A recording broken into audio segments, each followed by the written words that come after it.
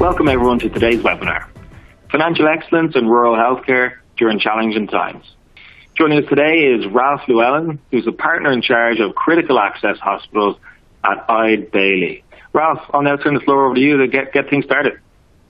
All right, well, thank you very much. I really appreciate the opportunity to get to visit with everyone today about a topic that I think is top of mind, and that's financial excellence in rural healthcare. A little bit more about my background so you kind of know where I come from. I am a former hospital CFO. For about the last 26 years now, I've spent my time on the opposite side helping providers in the area of reimbursement, operations, licensure, productivity, a variety of different things, but mostly focused in that rural setting. Since we're going to talk about the financial success, I think what we need to start with is really setting the stage of the financial stress. So, when we look back at the last several decades, there's been a lot of hospital closures. 550 hospitals closed in the 1980s. More than 200 of those were rural providers. And then we looked at what happened in the 1990s. We still have another 440. 186 of those in rural areas. And when I think back to that time period, I remember hospitals in my area that were closing at that point in time. Then we kind of move forward a little bit, and if we look at what's happened since 2005, we've had another 182 hospital closures. Maybe some would say it slowed down, but that's just because there's been a lot of them that have already closed, but there's still a lot of them that are still at risk. And there's increased pressures that are going on in the whole arena of healthcare. During this whole time, when we think back, we saw a lot of changes in programs. In 1997, because of all the changes that were going on and the closures that we were seeing in the rural setting, we got the Critical Access Hospital Program. In 2004, they brought in the Rural Community Hospital Demonstration Project. We ended up with a low volume hospital adjustment program, and then we kind of had a quiet period where we didn't see the significant size of the types of programs changing. But now we get into 2023, and we're getting a lot of phone calls and a lot of conversation about what is going on in the rural emergency hospital. So this stress, all this change and challenge has brought upon a need for a lot of new programs and a lot of new ways to try to help preserve healthcare in the rural setting. And if we look at pre-COVID, because a lot of times it's, well, how much is COVID caused and not caused? It's really important to note that the struggles that we're even feeling today, a lot of these challenges, existed prior to COVID. COVID did not bring on all of these, although for some it expedited the process. If you go to the 2020 report that was out, stating 27% of critical access that hospitals were at mid to a high risk of financial stress. I think some people would say it might even be larger than that at that time. Then we had this big infusion of COVID funding. And for a while, what we heard from our providers was definitely a temporary relief. Big infusions of funding. All of a sudden, we had some relief. But what we found now is, the long-term reality. The money has been spent, or it's been earmarked, and people are starting to run out of those funds. So the long-term realities are starting to set in. Some people are calling this the COVID funding hangover. The dollars, the euphoria of all that money is drying up, and now we're starting to get the panic calls. And I would say in the last couple of weeks, I've really seen this mass increase in the number of people calling saying, wait a minute, we have some challenges, we have some problems, we need some help, and they're dire needs. They're not something that they have a lot of time to fix. They really got to jump in and do something. And then we look at the current issues, high turnover, the C-suite turnover.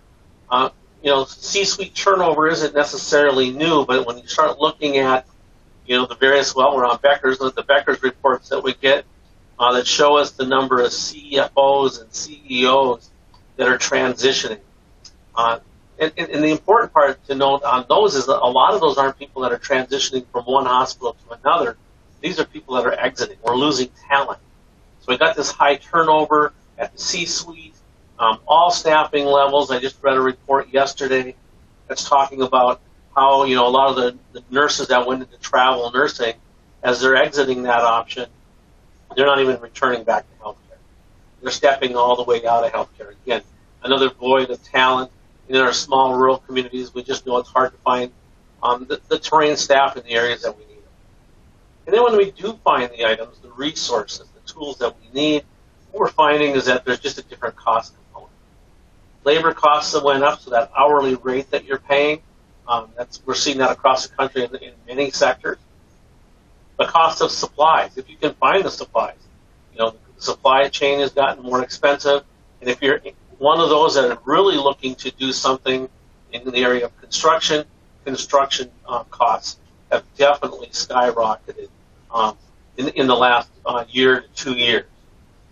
And it's important to note that, as we talk about this isn't just a rural issue, but here's what we're going to talk about today is the rural issue. So what's a rural provider to do? Because, obviously these challenges are not just going to go away. And so let's talk about the opportunities. These unprecedented challenges, these challenges in front of us, require providers, organizations, teams to really step back and re-look at, their business operation and their strategy. And that doesn't mean what they did in the past was wrong. It just means that what was being done in the past isn't working for them today. And so we've got to start looking at, how do we fix that? And to do that, organizations really need to start looking at the strategic tools to help them guide the process. They need better tools, more timely tools, to make sure that the process is being guided through. So the tools need to be much, much more sophisticated. So let's get into the strategic tools, because I think that that's the important part, is that strategic tools have been created, and they do exist, and they're there and available for providers of all sizes. And when I say that, I mean even the small critical access hospitals that we're talking to.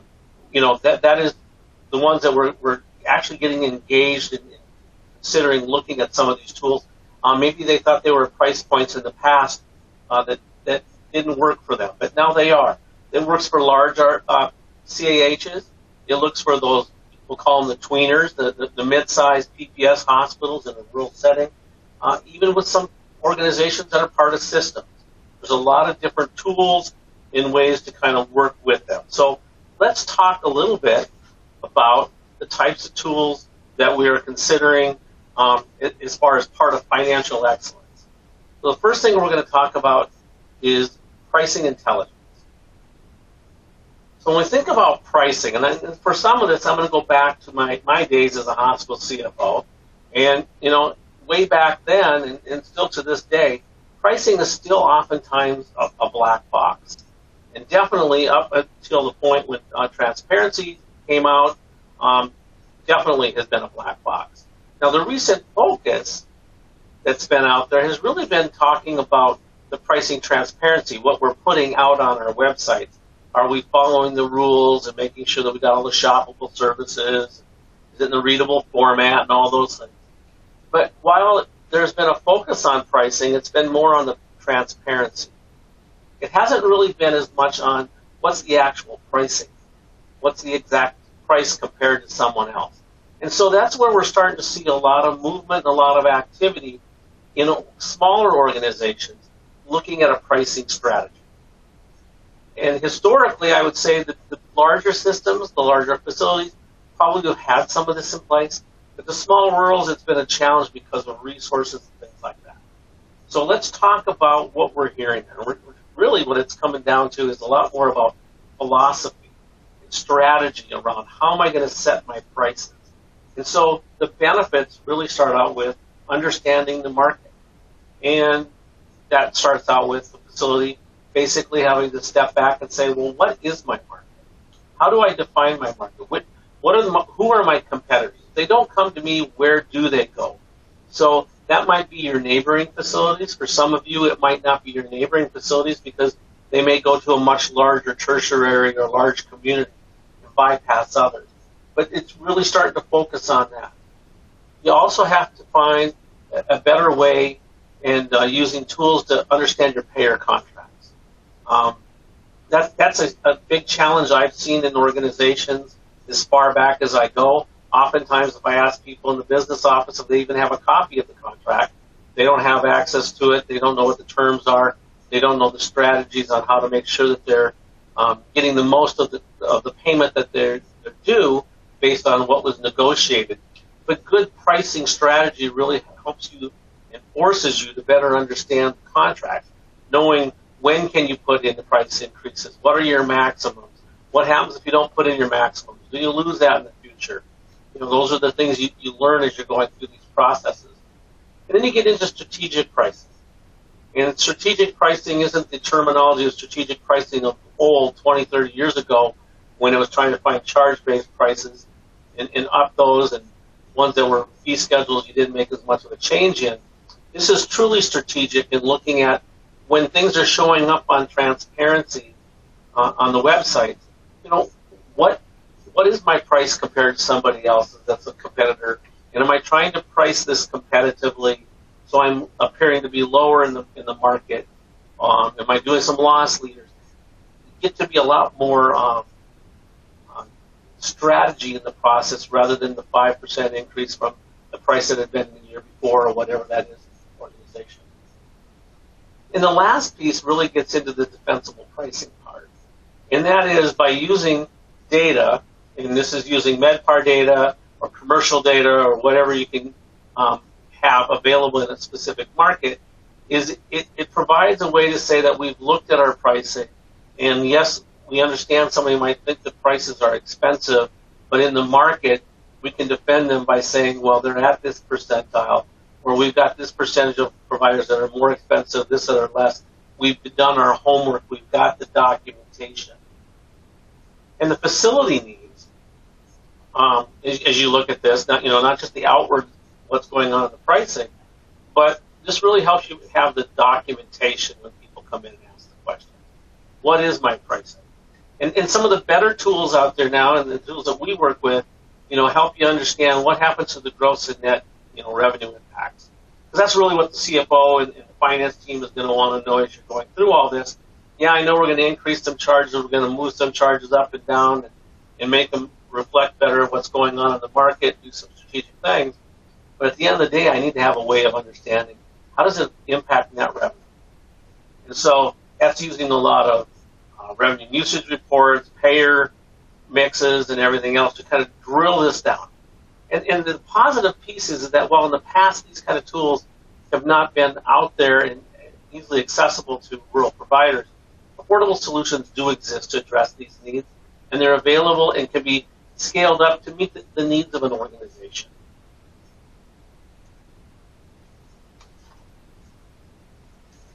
So let's move to ChargeMaster integrity.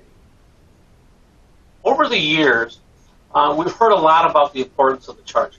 If you go to some conferences, that's about all they talk about is ChargeMaster and revenue cycle.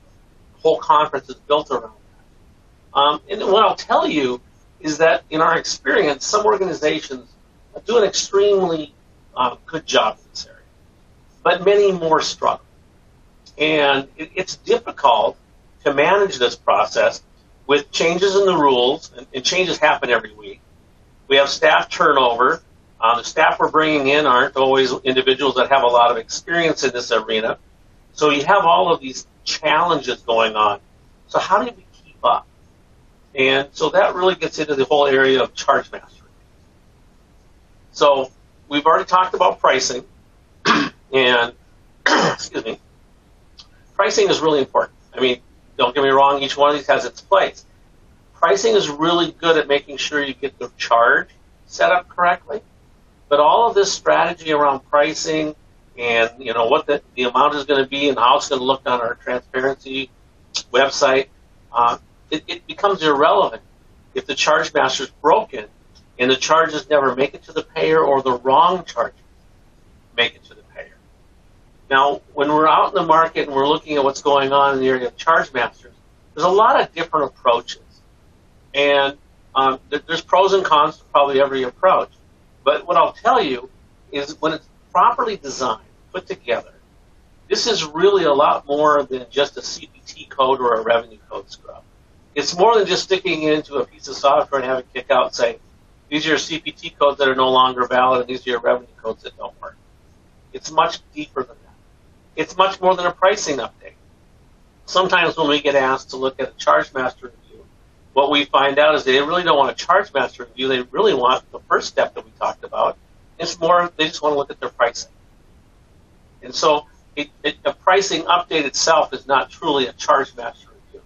And it requires a lot more than just these scrubs and these analytics against other prices. It really requires some deep conversations and education at the departmental level. And that's talking with the department heads, the users of the ChargeMaster, those that are expected to know how to capture charges and make sure that we're getting the revenue. And so as we look at these processes, these could be done on-site.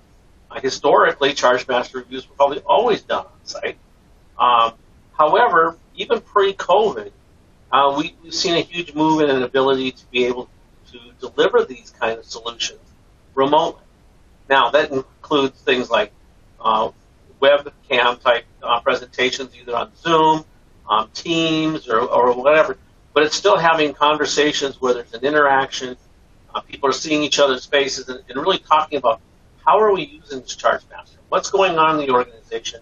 How do we help drill and drive some potential reimbursement? A good ChargeMaster review is going to go beyond that even and really start looking at charge capture. And the reason we talk about charge capture is over the years we've ran into some of those organizations that I talked about that manage the ChargeMaster real well. They may have all the right CPT codes in there. They might have all the revenue codes in there. But unfortunately, there's a disconnect in getting the charges on the claim because somebody doesn't know how and when to actually capture a charge. A process might be broken. It might have been fixed at one time, but something happened in the system, it broke.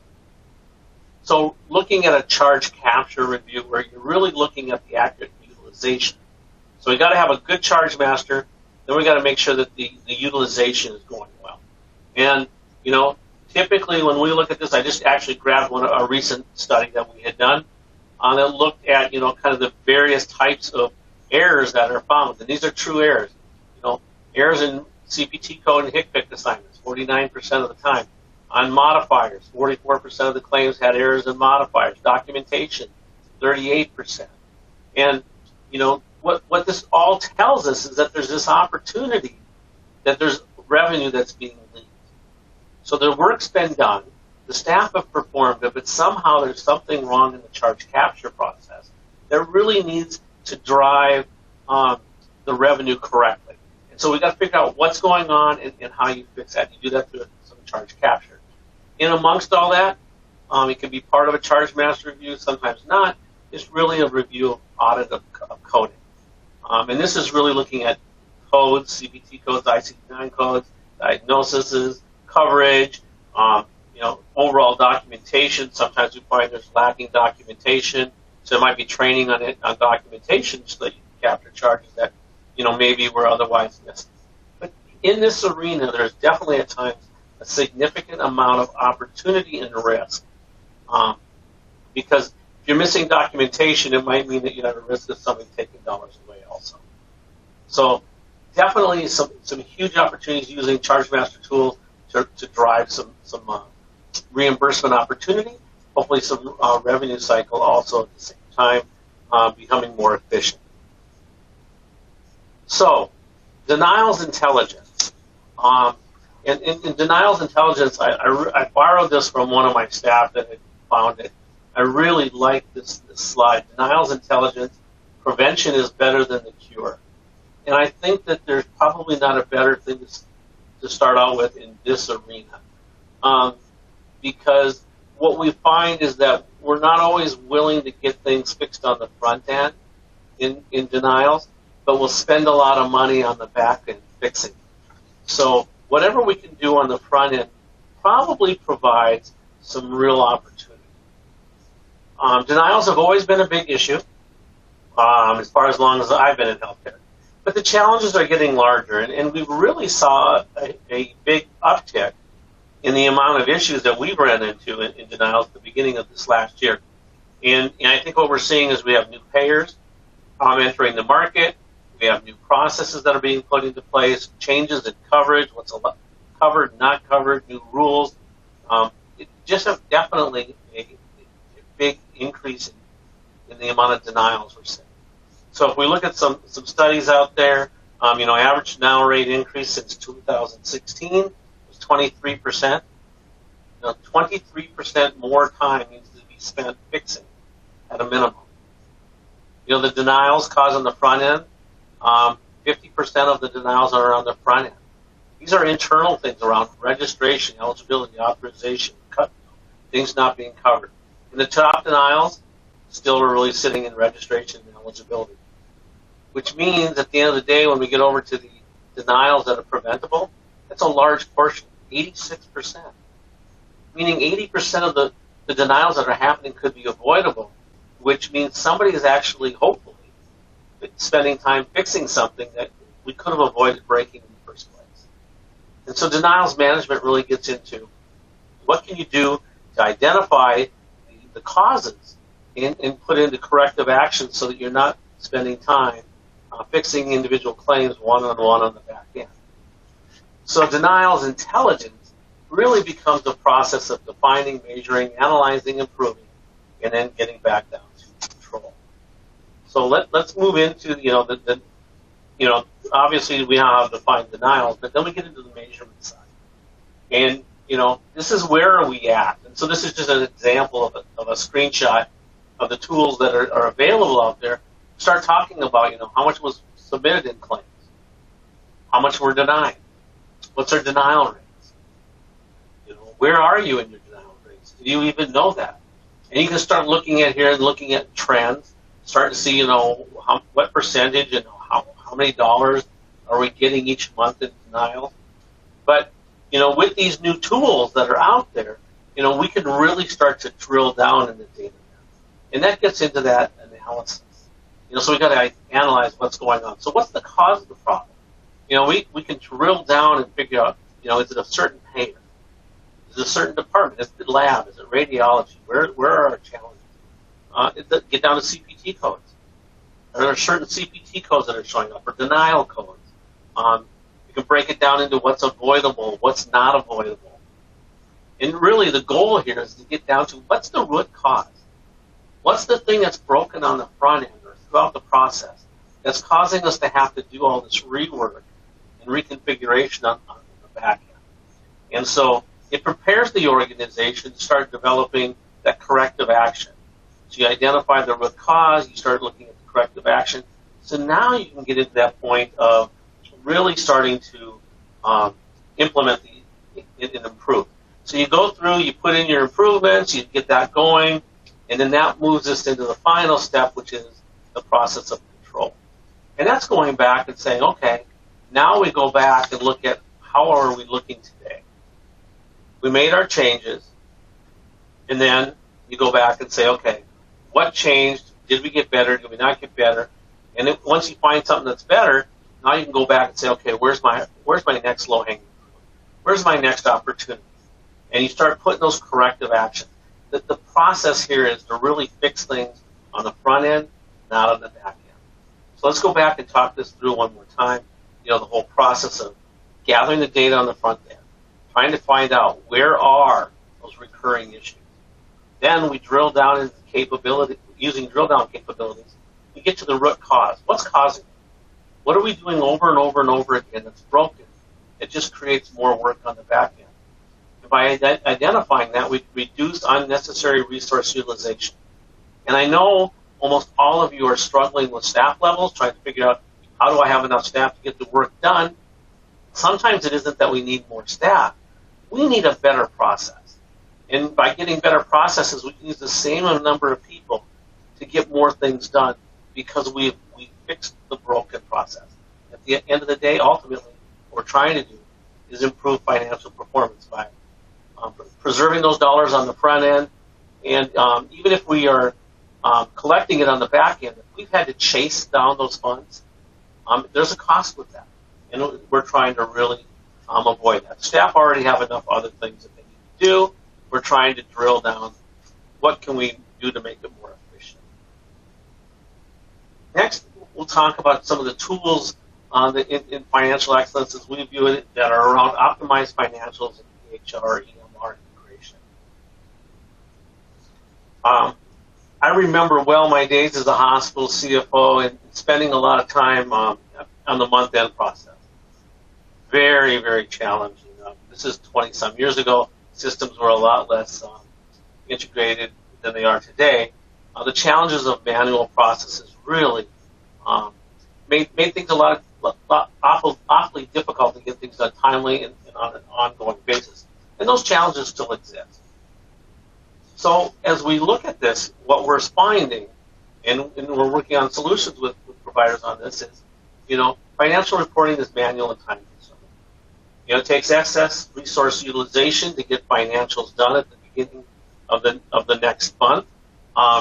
So either we are expending a lot of resources to get it done timely, or we're not getting it done timely. I'm hearing more and more from boards concerns and frustrations on timeliness of financial preparation and consistency of information and all that. So that's a big challenge. Departmental budgeting and reporting is difficult.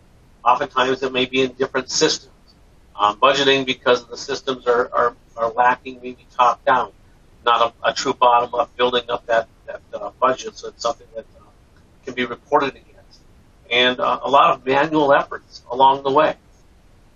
Approvals are manual, and what we mean by this is, approvals for requisitions or expense reports or invoice approvals, capitals, all kinds of things that become manual process, shipping it from one desk to the next in the organization.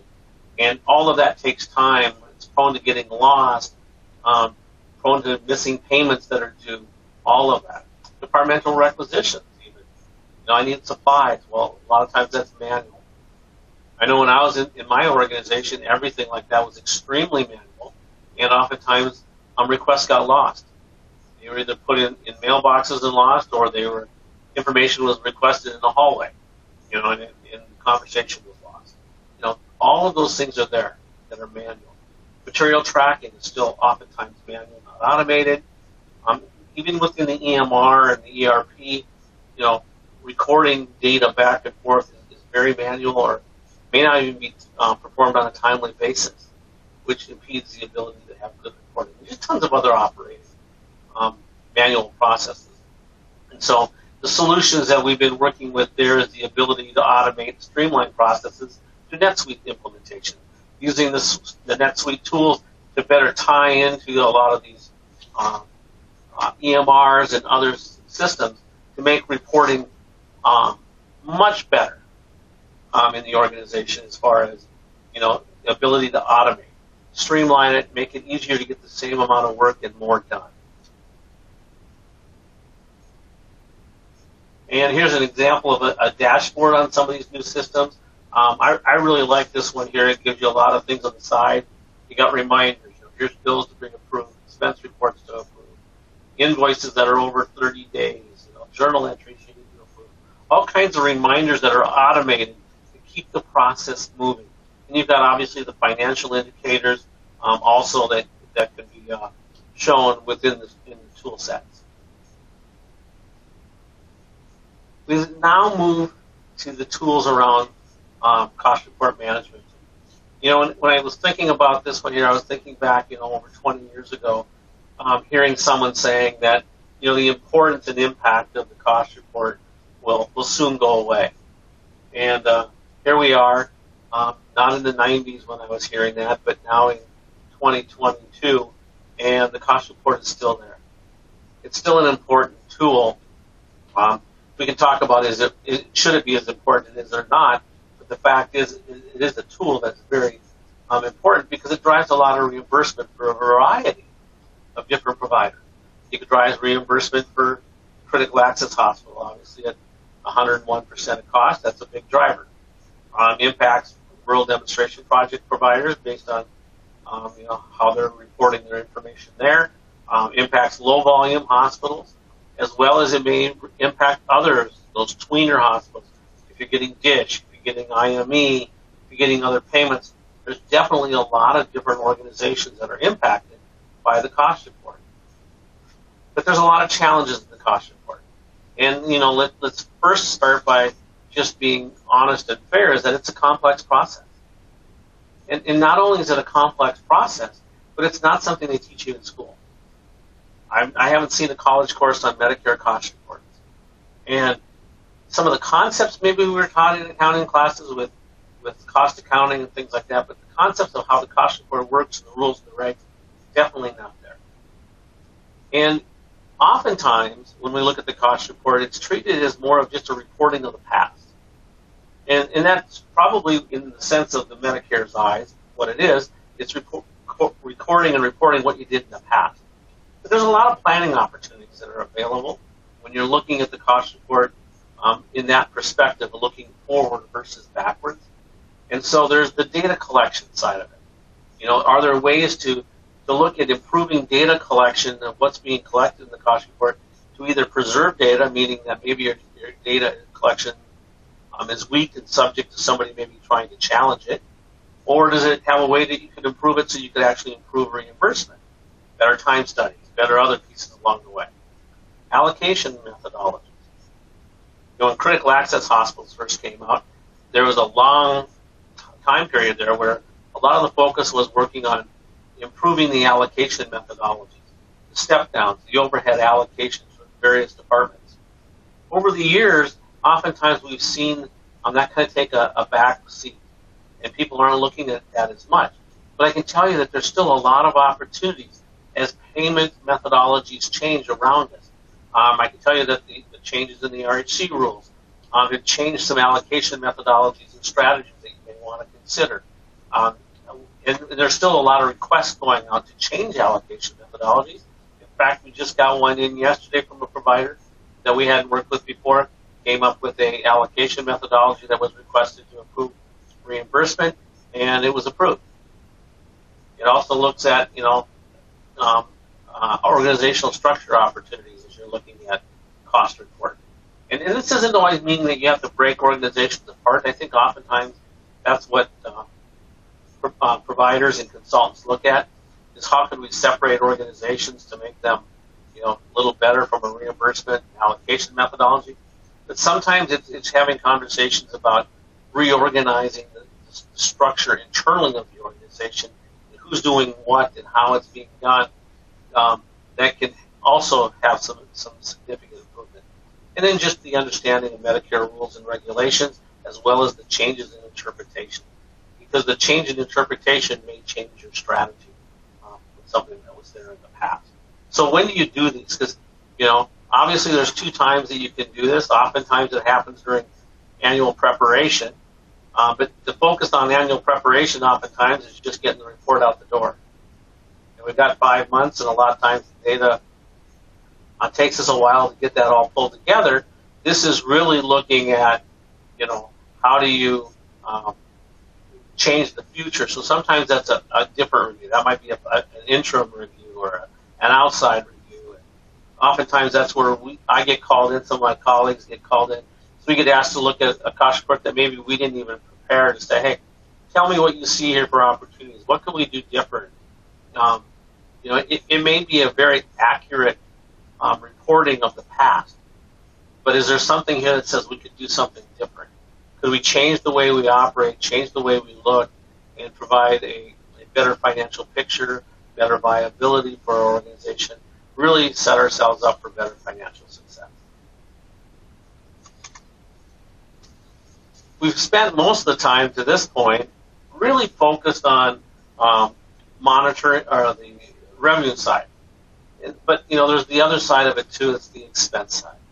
And so the largest expense in an organization, in most organizations anyway, is labor.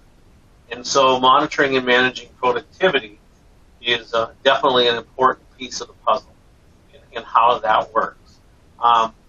And monitoring and managing productivity can be a challenging thing. And the reason oftentimes is that the data is just not easily accessible in one spot. So if you're going to do reporting on it, you've got to grab information from multiple areas, and then there's questions of the validity of the data. And if it's done manually all the time, it's the consistency of getting the reporting out the same time of the month, the same time of the week, or whatever, so that people can watch it, monitor it. Because managing productivity and changing how your trajectory, where you're going, really requires you to be able to change, step back, look at the results, make more changes, and keep processing that and learning as you go. And without consistency, without good data on a regular basis, that just doesn't happen. And it can't be once a quarter, it can't be once a year. It's got to be more often. And fortunately, there are tools that have been developed that can help with that whole process. And so those tools really start looking at, here's Critical Access Hospital IQ. It's a productivity, finance, and revenue cycle tool that helps you identify, what some of the potential opportunities, challenges in your organizations may be. And so, to manage the productivity, as I noted before, it's got to be accurate, timely, consistent, and it also has to have the ability, to have a drill down. So here's an example of an operational productivity file. Easy to look at, easy to identify various things. One, across the top, it's got the year-to-date, productivity. 10.55 hours per patient day. Here's how many hours we've had year-to-date, 13,256. It's got what was our volume? 12,000 or 1,257. And then as you look at it, it helps you understand what's going on in trends. So you can see, year over year, you can see month over month how things have been trending from one period to the next. How they did last year versus how they did the current year, how they did from one month to the next. Lots of ability to see how am I tracking. And oftentimes, just trying to find out what did we do right in the months that we had good productivity. What did we do that was different in the months that we didn't? So you can look here, you can see the hours worked, you can see the hours worked by position, because it's not just how many staff did I have, but did I have the right mix? If you're in the med-surg, how many were RNs versus LPNs versus aides? What is that mix that we have going on? You can even drill this down at times down to, what types of services we have in volume. How many were med-surg beds? How many were maybe a higher level of care? That might help us understand why it took more time or less time along the way. But these are the tools that are out there that, years ago just didn't exist as far as being available and affordable for a rural provider. Here's one of my favorite pieces to look at from more the CEO perspective, because the last one we looked at was really good for the department head to be able to look at it. But as a CEO, obviously, you don't want to have to, or a CFO, you don't want to spend a lot of time having to go through each one of the slides or the viewpoints to figure out where things are at. A heat map is great. So here's a heat map that shows all the various departments, shows by month, it shows current year, prior year, and you can start to focus in, okay, where should I be focusing my time? Where is my potential for greatest opportunity? If I go back and look at the ER department, it looks like they've been staying in pretty good shape compared to their benchmarks. But now let's go look and see what's going on in the nursing in the hospital. I've got some issues there. In IT, maybe it looks like I've had a couple of challenges. On the OR, I've got a couple of challenges. A little bit of challenge in the pharmacy. But what this helps you do is really helps you drill down to where are my opportunities? And then as you get into the drill downs, talking about, okay, what changed? Was it hours? What kind of hours were they? Were they a pharmacist? Were they a pharm tech? Were our doses up? Were our doses down? What's changing? What's our trends? All of those things. It's really that ability to drill down and help individuals in the organization quickly identify where the root cause is so that they can start working on corrective action. Changes in the organization, things that will help them better understand how to make an improvement, not just finding out later that the financials were not as well as they should have been, and trying to figure out where do I start. Here's the profitability one. This one's more of just a financial statistics tool that's available that helps the C-suite looking at, and department heads looking at, where are we at and how are we trending for things like margin, both operating as well as total. Where are we at on days cash on hand? And where are we at with our current ratio? And sometimes the absolute number isn't as important as where's the trend. And I like these kind of visuals because maybe I don't have a problem today, but if I was watching my trend, I can tell that a problem is being created and I'm moving in the wrong direction, and I need to start doing my corrective action now before I am showing up as a red on a heat map. And so more opportunity to chase that down. Here's an age accounts receivable. Gives a little bit more of kind of what's going on in days in AR, discharged but not final billed. All kinds of tools will start looking at where is my AR, where is my concentration of old AR, where's my concentration by payer source, anything that we can do to start figuring out where is my low-hanging fruit, where are my big problems, and drilling down into a solution. A creative solution, and then going back, rerunning the reports of the next period, and start saying, okay, did I get the improvement that I was looking for? If so, that's great. If not, what else do we need to look at changing? What didn't work? What's the feedback? So we measure it, we identify what's going on as far as analytics, we put together corrective action, we implement that corrective action, we come back, report on it, start the process all over of what's going on, where are our opportunities, what can we do to better position ourselves as an organization for financial excellence. Which kind of brings us to the culmination of kind of all those pieces that we've talked about, kind of pulling it all together now. And, I think, as I look at this here, financial and operational success is not getting any easier. I'm not telling anybody on this call something they didn't know in that on that sentence. Human resources limitations were always probably there a little bit in a lot of the rural settings, but they're getting greater. When I look again at the number of CEO, CFO positions I see open, revenue cycle positions open, nursing positions open, we're having to figure out ways to do things with less people in our organizations. And to do that and to be successful, we need tools. We need tools to help us set up the stage for success. And unfortunately, we have system limitations. That's in a lot of the existing systems. But there are tools, there are solutions that can either be implemented or have tools tagged onto your current implementation tools that can help make that better, make it easier for you to be financially successful. So there are tools that are out there. They're health-based tool solutions. And what I mean by that, they're focused on healthcare, they're built by people that understand healthcare. It's not just data analytics, but it's individuals that understand what this information means and how you can use it to better drive a solution and a success within your organization. The tools are also scalable because one size doesn't fit all.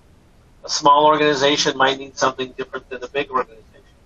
At the same time, on some tools, maybe they need the exact same tool.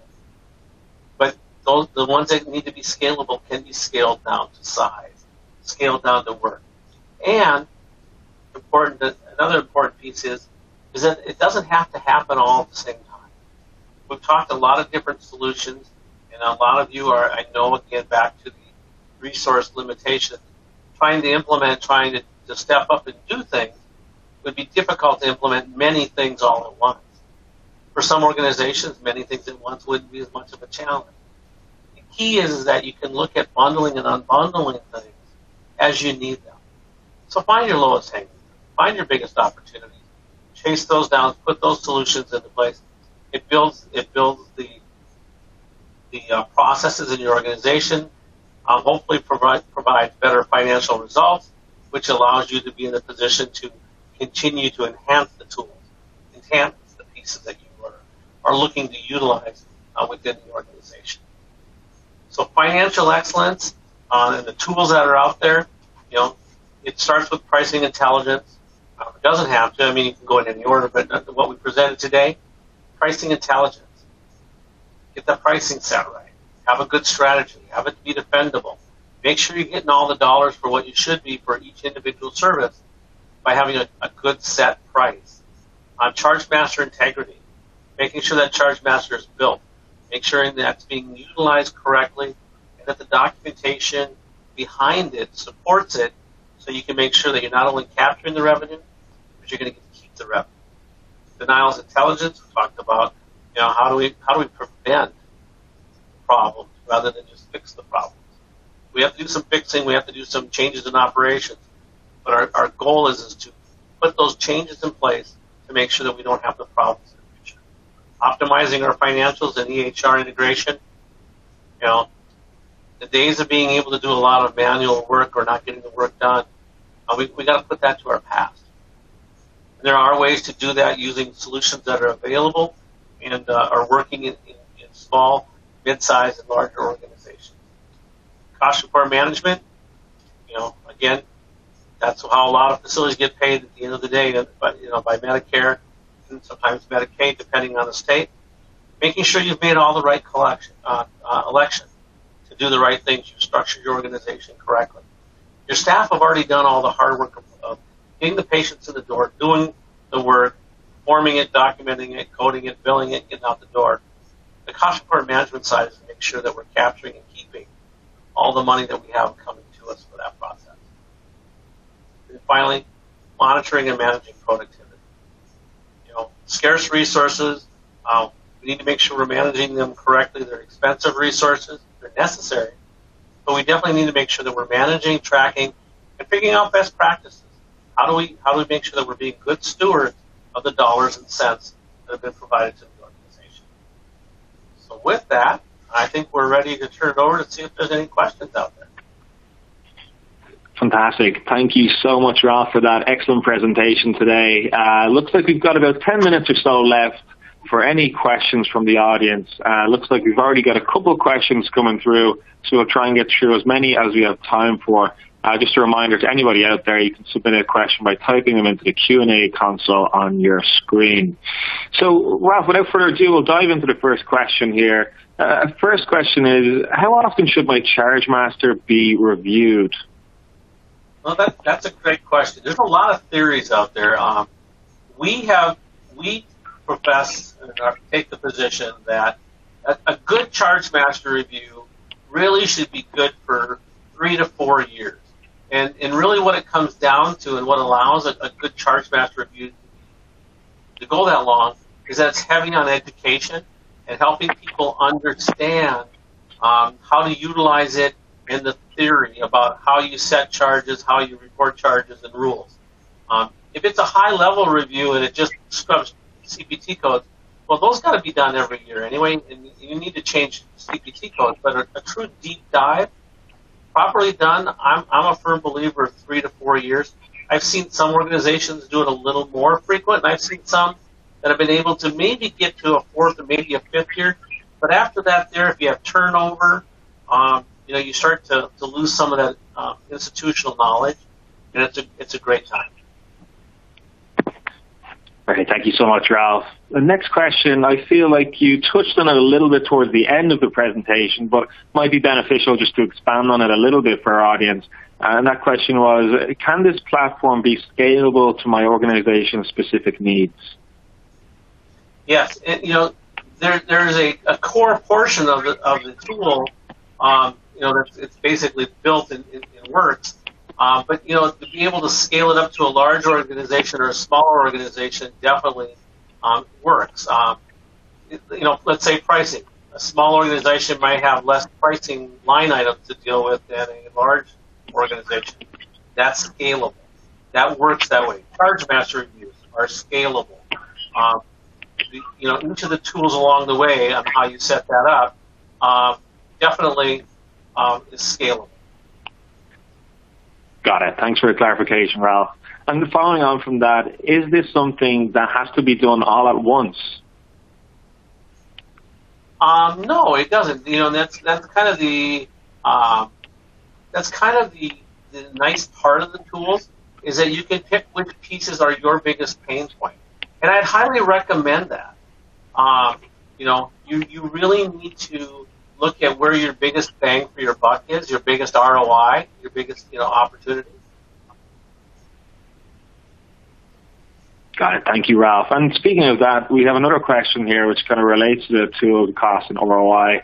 The next question is, could you address tool cost and ROI for the tools in this platform? I'll tell you, the tools are a variation of pricing depending on which tools you do. Some of them are a few $1,000s a year. Some of them can be up in that $50,000+ a year. But it really comes down to what you need in your organization, scalable. So it's what do you need that ties in and what makes most sense. So there's not a pricing tool is always this dollar amount.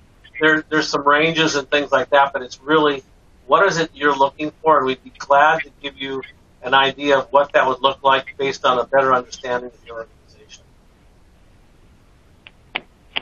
Got it. Thank you again, Ralph. It looks like we have time for one or two more questions here. Let me dive into this next one. Ralph, other than labor, where have you seen rural hospitals seeking out your help? This audience member asks, are there specific processes or categories where they seem to be struggling more than others? So other than labor, right now it seems like labor has been the biggest challenge if we're looking on a cost category.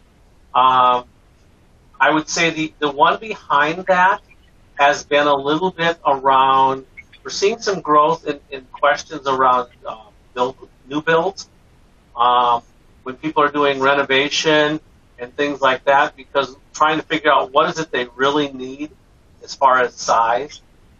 So sometimes it's working with the architects or, and such to say, well, from a process flow, we've got individuals that basically walk through the day of the life of a patient and help people understand true process flow and saying, do we really need this big of an organization? Should it be designed this way?